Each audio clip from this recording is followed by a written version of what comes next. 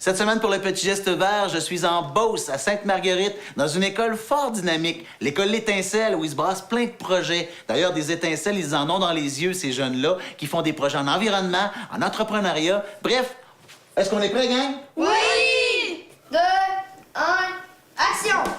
Bonjour, chers auditeurs et auditrices. Aujourd'hui, nous avons une émission spéciale sur l'environnement. Pour ici, l'Étincelle, l'environnement, c'est important. Et c'est pour ça qu'on a développé toutes sortes de projets qui nous permettent de faire valoir cette valeur-là, qui est l'environnement, la protection de l'environnement principalement. Les cordes, c'est la fabrication de cordes à danser faites à partir de tupelures d'érablière. Et Colovent, ça nous a permis en 2006 de mettre notre radio Étincelle à l'énergie solaire et à l'énergie éolienne. Okay. Et le petit dernier qui s'appelle Promesse de citrouille. Donc, c'est la possibilité de faire notre propre compost pour enrichir la terre de notre champ de citrouille avec une promesse de citrouille encore plus grande parce que là, ce sera notre compost qu'on aura récupéré ici à l'école. On en a profité pour intégrer, évidemment, là, les matières. On fait du français, on fait des maths, on essaie de voir comment un projet rassembleur peut être au service de nos compétences. La citrouille fait partie de la famille des cucurbitacées, tout comme les courges. Pour partir de notre projet d'observation et de recherche, nous nous sommes demandé comment une graine peut donner un fruit. On a découvert qu'il y avait différentes sortes de fleurs, des fleurs mâles et femelles. On savait pas ça, c'était vraiment nouveau. Les fleurs femelles, eux autres, ils ont comme une boule en arrière de la fleur.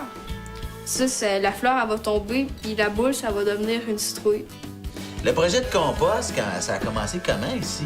Depuis qu'on a eu le projet des citrouilles l'été dernier, on avait emprunté le compost de quelqu'un d'autre. Puis je me suis dit que ça serait peut-être pas une mauvaise idée. Déjà, on a plusieurs projets écolos. Finalement, on s'en est reparlé plus tard. Et ça a été choisi comme idée pour l'école. Ben dans le fond, on s'est acheté un bac de compost, on l'a mis dehors. Okay. Puis on s'est fait du vermicompostage. Quoi ça sert, le compost, quand tu appliques ça au pied d'une plante? Bien, ça sert premièrement à y donner plus de vitamines, mais aussi ce que ça va avoir comme effet, c'est qu'elle va pousser plus vite, elle va avoir des couleurs plus vives, elle va être sûrement plus grosse aussi. Ce que ça va faire, en gros, c'est que ça va tout simplement l'améliorer. Elle va vraiment être meilleure que des plantes qui vont être plantées dans une terre normale. Votre but, là, c'est d'engraisser les citrouilles. Sais-tu que de faire les plus grosses citrouilles du monde?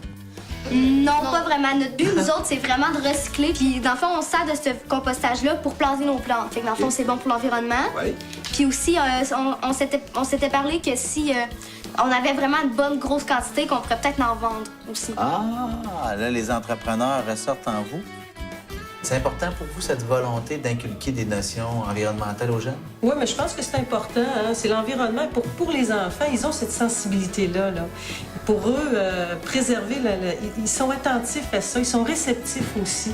Préserver l'environnement, c'est important. Je pense qu'ils voient beaucoup l'impact que ça peut avoir. Ça leur permet de faire la part des choses, mais aussi de s'investir dans des projets qui leur permettent de protéger l'environnement.